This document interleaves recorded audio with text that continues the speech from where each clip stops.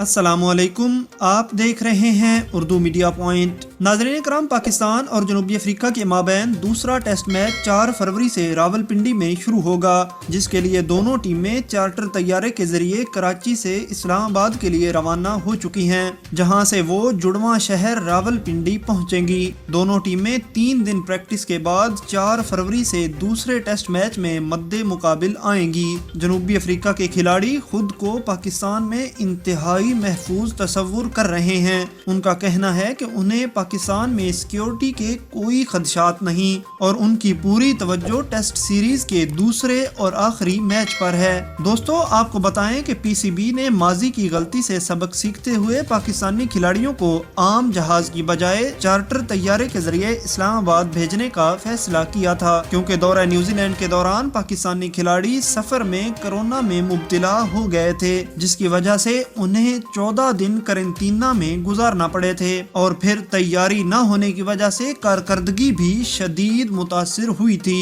اب پاکستان اور جنوبی افریقہ کے کھلاڑی اس میچ کے بعد لاہور میں T20 سیریز کے لیے چارٹر طیارے کے ذریعے آئیں گے، جہاں پر 3 T20 میچز کھیلے جائیں گے، اور اس کے بعد جنوبی افریقہ کی ٹیم وطن واپس روانہ ہو جائے گی۔ ناظرین، یہ تھی اب تک کی اہم ترین۔ مزید اپڈیٹس کے لیے دیکھتے رہیے اردو میڈیا پوائنٹ۔ اللہ نگہبان۔